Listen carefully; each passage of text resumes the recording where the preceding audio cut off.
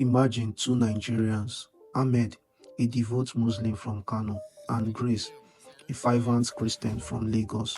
Both grew up in family where religion was the cornerstone of life. Ahmed prayed 5 times a day, memorized the Quran, and looked to Muhammad as the ultimate guide. Grace attended church every Sunday, sang in the choir, and believed Jesus was her personal savior.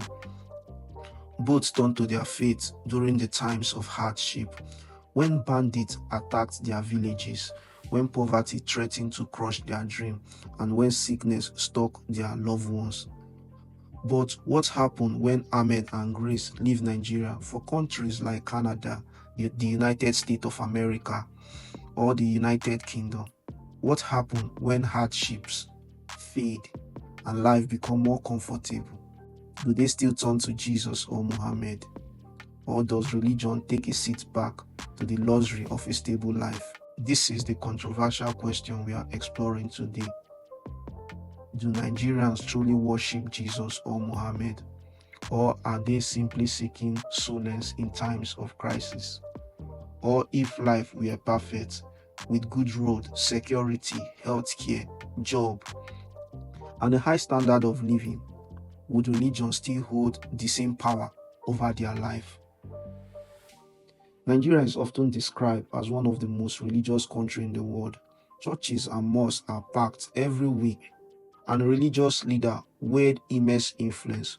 But why is religion so deeply ingrained in Nigerian society?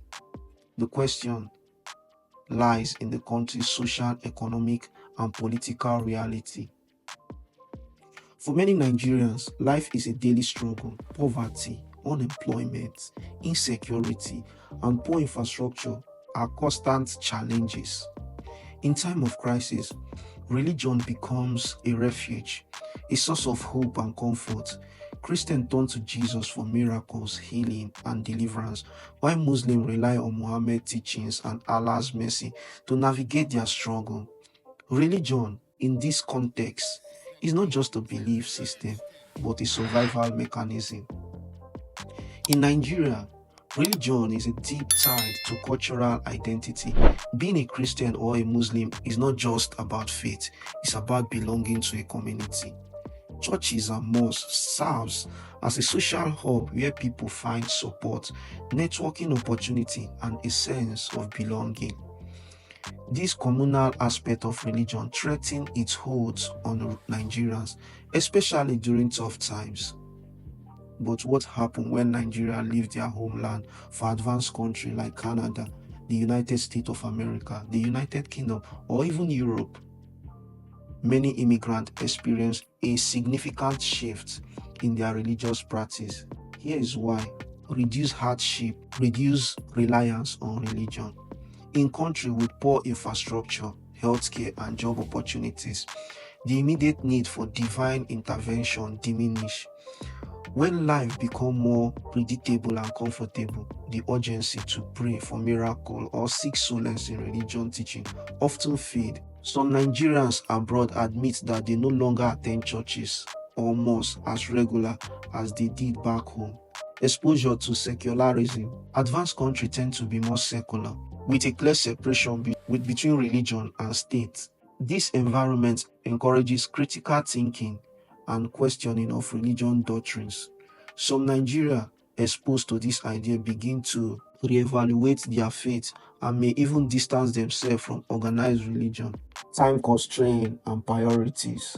In Nigeria, religion often takes center stage because there's little else to focus on. But in countries with better opportunity, people are busy building careers, pursuing education, and enjoying leisure activities. For some, religion become a lower priority. The big question is religion a crutch for hardship? This brings us to the heart of the debate. If Nigeria had good roads, constant electricity, quality healthcare, security, and a high standard of living, would they worship Jesus or Muhammad with the same fervor? Number one, the comfort zone theory. Some argue that religion thrives in environments of uncertainty and suffering. When people are comfortable, they may feel less need to rely on a higher power. The theory suggests that religion in Nigeria is, to some extent, a response to systematic failure. Number two, the cultural retention argument. Others often believe that religion is deeply embedded in Nigerian culture and identity. Even in the absence of hardship, many Nigerians could continue to practice their faith as a way of preserving their heritage and value. The third one, the role of religious leaders.